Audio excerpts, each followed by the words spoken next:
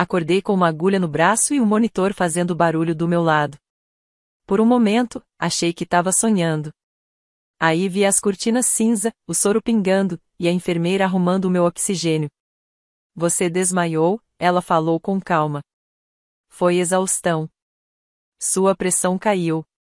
Minha boca estava seca demais para responder. Meu corpo parecia vazio. Não era dor, era como, preocupação demais. Como se eu tivesse finalmente desistido depois de aguentar tudo por tanto tempo. Olhei pro relógio. 12 horas. Eu fiquei desacordada por 12 horas. No hospital. E ninguém da minha família ligou. Nenhuma chamada perdida da minha mãe no FaceTime. Nenhuma mensagem da minha irmã. Nenhum "tá tudo bem com você?" Só uma notificação no celular. Claire, ei, você ainda pode pagar a parcela do meu carro? Vence hoje. Só isso. Olhei para a tela como se ela tivesse me dado um tapa. Eu estava ali, deitada numa cama de hospital, usando uma camisola que nem lembrava de ter colocado. Meu coração disparou de raiva. E a única coisa que minha irmã queria, era dinheiro.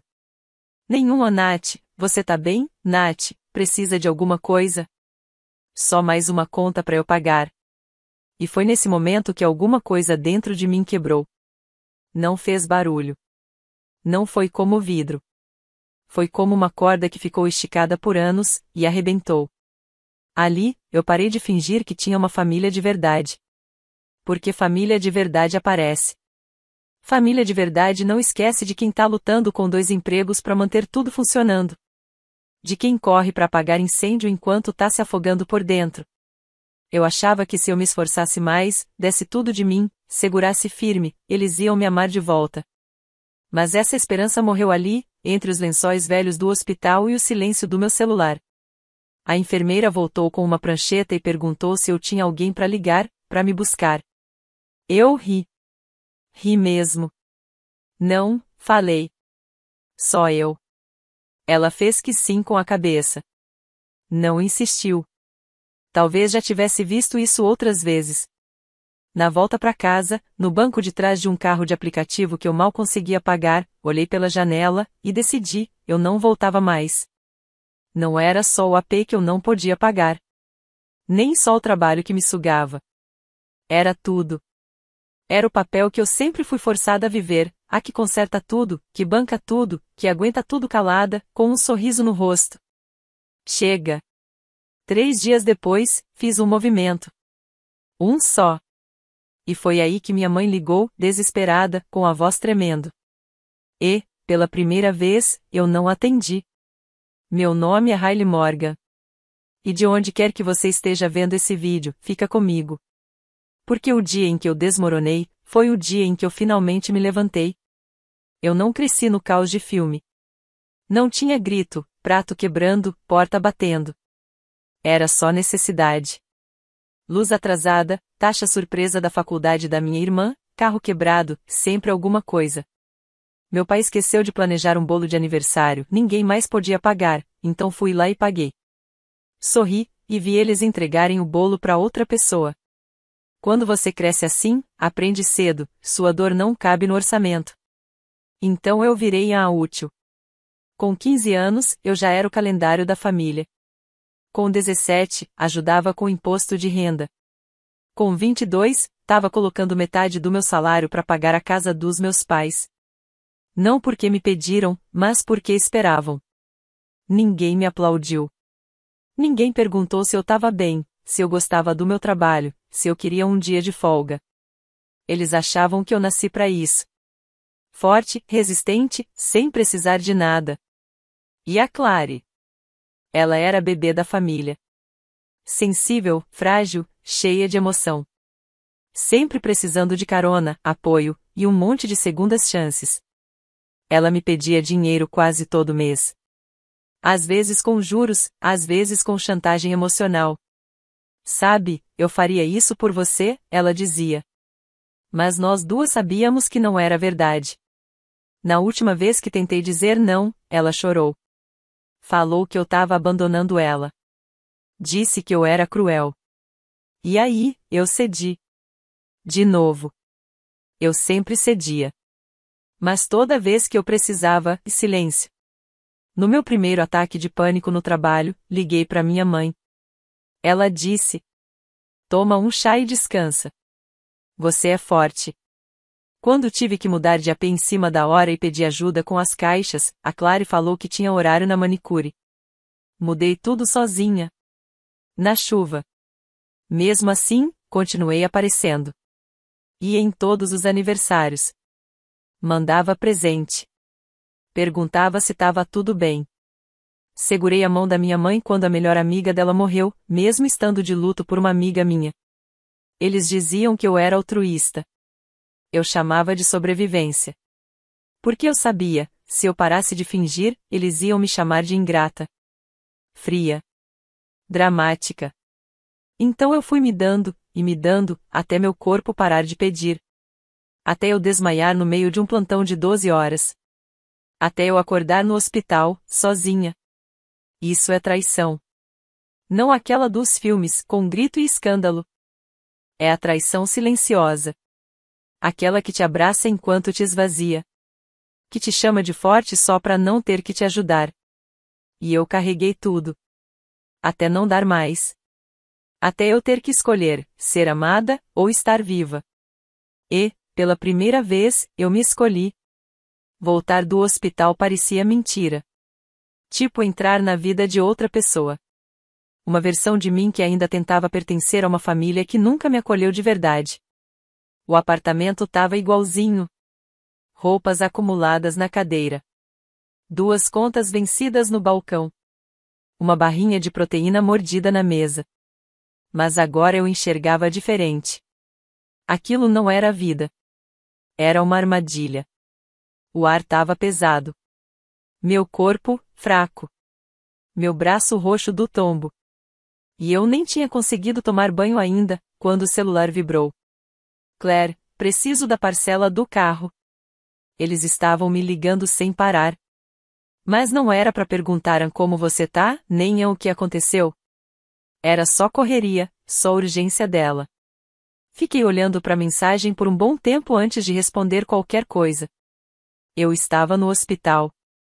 A resposta dela veio em 30 segundos. Meu Deus, por que você não falou nada? Você tá bem? E o carro? Eu não respondi. Não consegui. Porque, naquele momento, tudo me bateu como uma onda. Mesmo agora, depois de tudo, ela só queria saber para poder continuar tirando de mim. Eu tinha acabado de desmaiar de cansaço. De tanto apoiar eles. De tanto fingir que estava tudo bem, mesmo ninguém aparecendo para mim. Meu peito apertou. Pensei. Não volta atrás.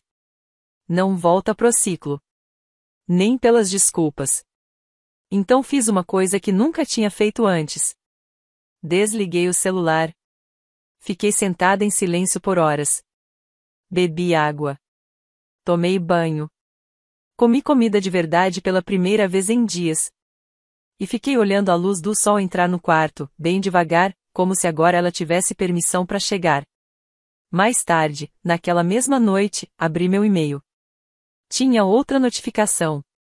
Aluguel vencido. Pagamento automático agendado para Clary M. Consignatária, Hailey Morgan. Fiquei parada olhando aquilo. E foi aí que caiu a ficha. Eu não tava só ajudando eles. Eu tava carregando tudo. Eles não estavam tentando se virar. Eles dependiam de mim para tudo. E no momento que eu soltasse, tudo ia desabar. Isso deveria ter me feito sentir culpada. Mas não fez. Me fez sentir acordada. Viva. Peguei meu celular, abri o bloco de notas e escrevi. Não sou mais seu plano B. Copiei. Colei. Mandei para Clary. A resposta veio logo. Ué, o que isso quer dizer? Você vai simplesmente desistir? Hailey, isso não parece você. Exato. Não era mais eu. E foi aí que eu entendi. A versão antiga de mim, aquela que dizia sim pra tudo, que se doava, que engolia as próprias dores, ela ficou naquela cama de hospital. Mas eu sobrevivi. E agora, eu ia garantir que ninguém esquecesse disso. Não dormi naquela noite. Mas não era por ansiedade. Era porque, pela primeira vez em anos, eu estava acordada de verdade. Minha cabeça, meu coração, meu corpo, tudo finalmente no mesmo ritmo. Em paz. Não gritando. Só calmo. Abri meu notebook às 1h23 da manhã. Abri uma pasta chamada Um Dia. Lá dentro estavam arquivos que eu vinha juntando, devagar, nos últimos meses. Nem sabia direito por que comecei. Talvez, lá no fundo, eu já soubesse que esse dia ia chegar. O dia em que eu teria que escolher. Me salvar ou continuar sangrando por gente que só me procura quando tá se afogando. Tinha print de conta com meu nome de fiadora. Extrato de banco. Recibo de conta paga automaticamente, sem nenhum obrigado. Contrato de aluguel. Conta médica que eu paguei. Pedido de empréstimo que preenchi para minha mãe, mas que eu mesma acabei pagando sozinha.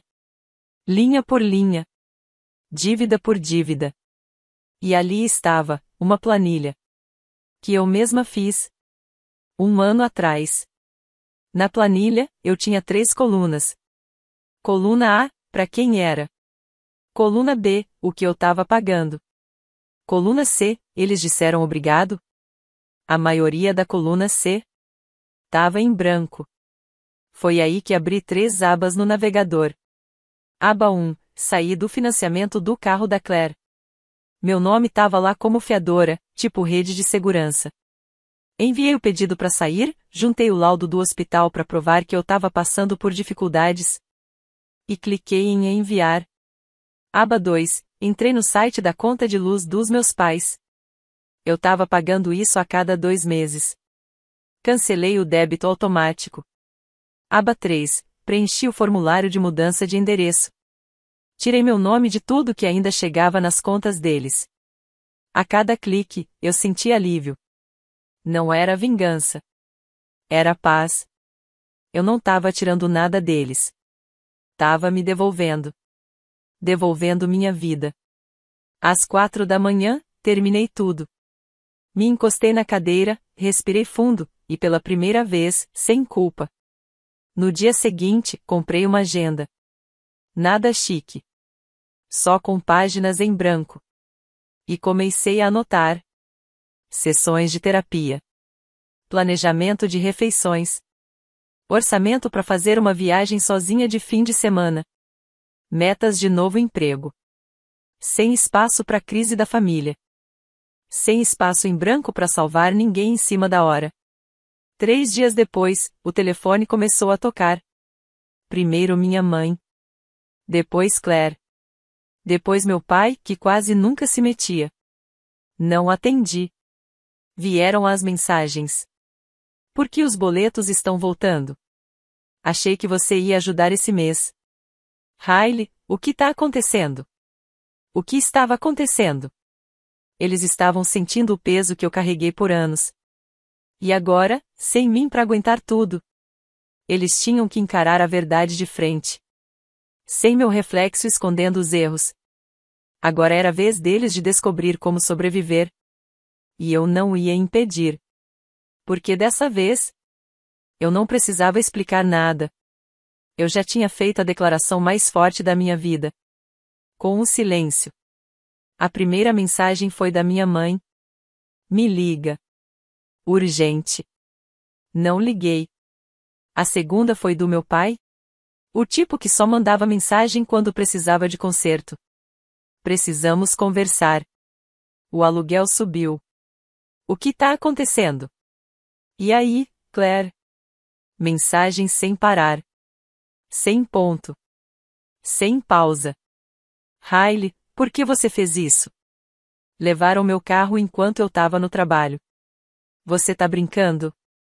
Você destruiu tudo. Eu tava vendo tudo desmoronar em tempo real. Minha mudança não foi um escândalo. Não teve anúncio. Eu só parei. Em silêncio. E sem mim para segurar o caos. A vida deles começou a cair sozinha.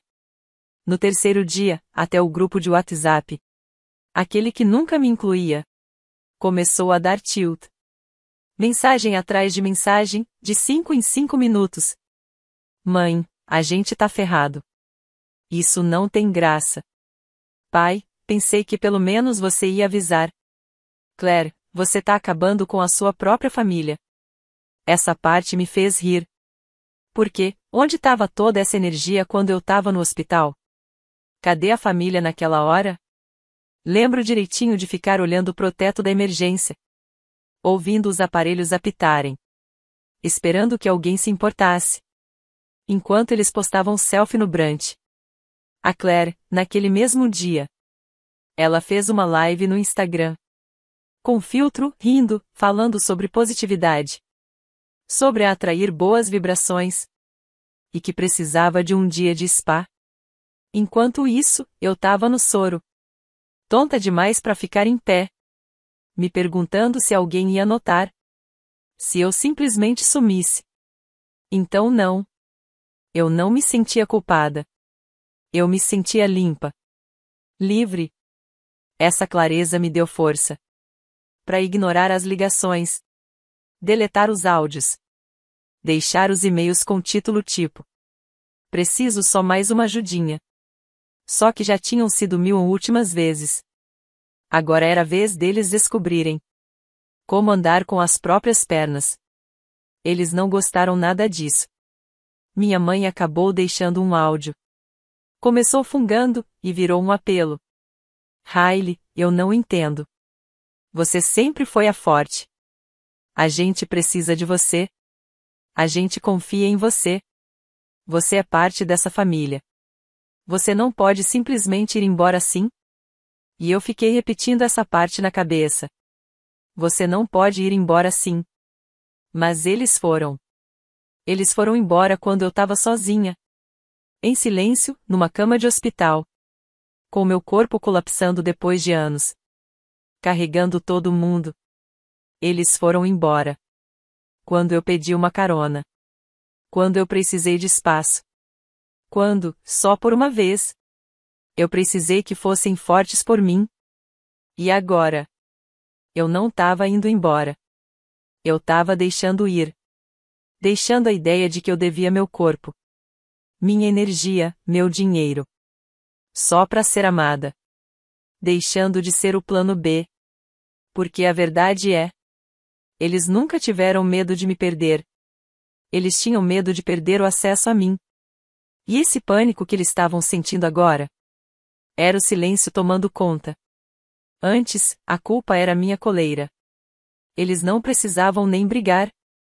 Bastava um suspiro triste da minha mãe.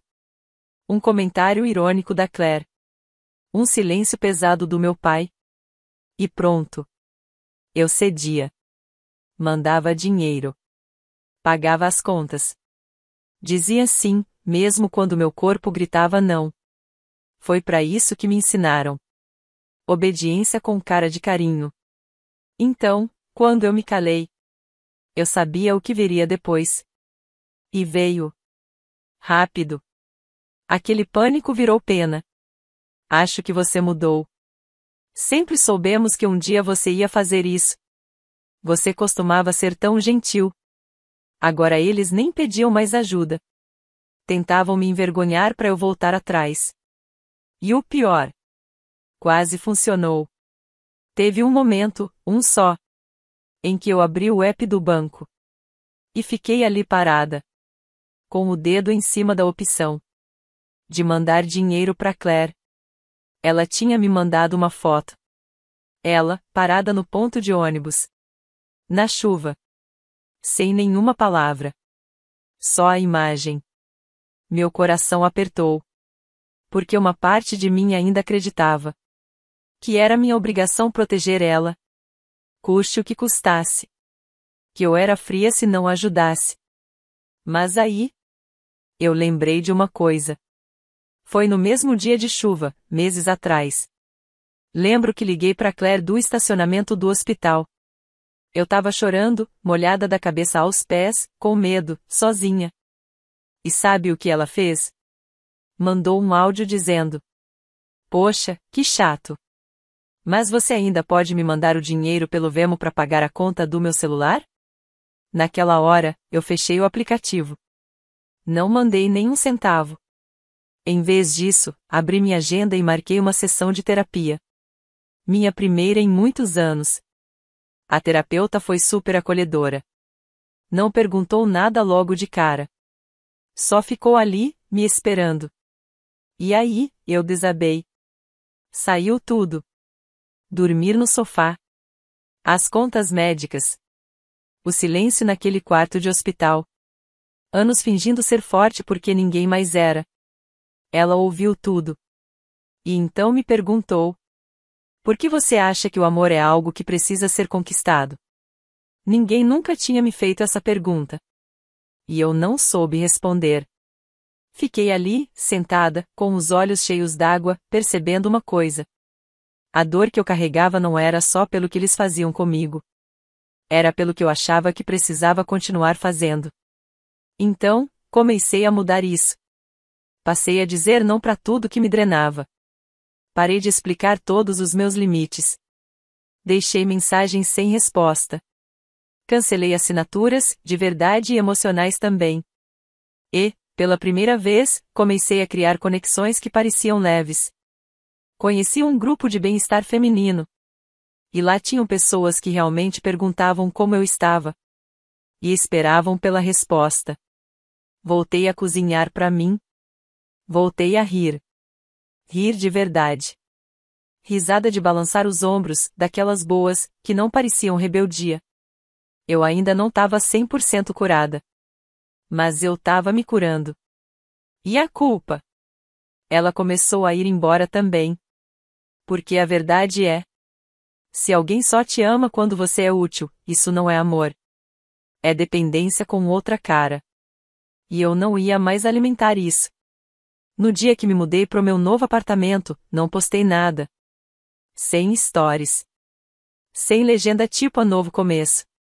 Sem selfie de canto com a hashtag recomeço. Era só eu, algumas caixas. E um suspiro profundo no espaço que tinha só meu nome no contrato. As paredes ainda estavam vazias. A geladeira pela metade. Mas, pela primeira vez na vida adulta, eu me sentia completa. O lugar não era chique.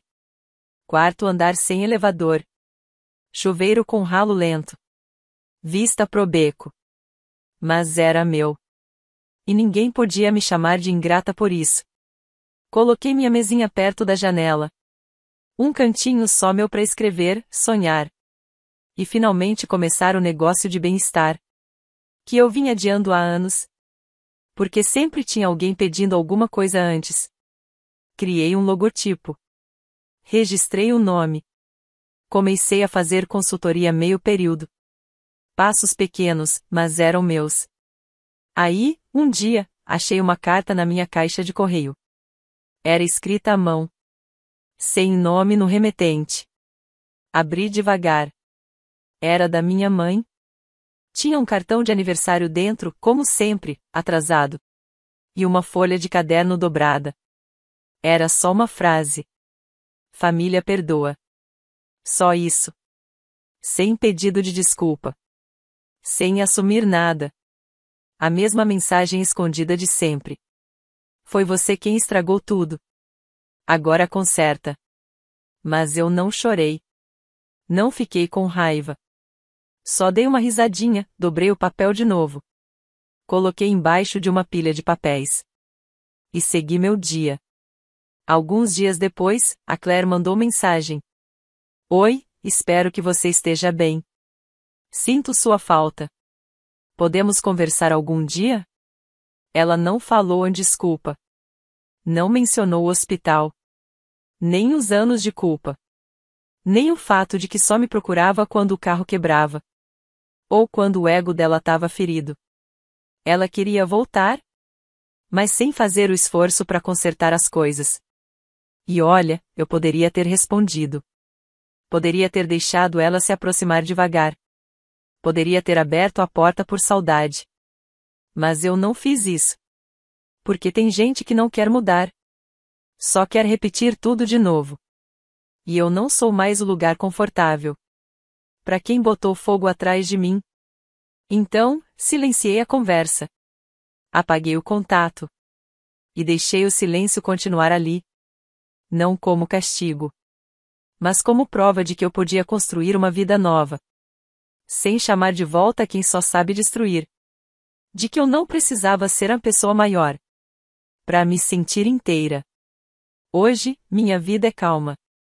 Mas não é uma calma solitária. É uma calma com presença. Tenho minha rotina de manhã. Um colchão de verdade. Um grupo de amigas que comemoram minhas vitórias.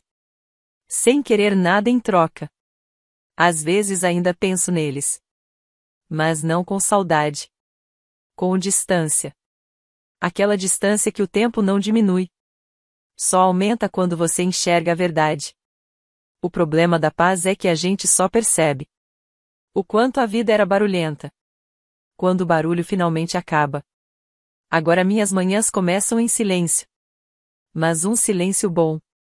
A chaleira apitando devagar. O sol entrando pela sala. Minha lista de tarefas com o meu nome no topo. Não o de mais ninguém. Antes eu vivia em alerta. Sempre pronta para salvar alguém.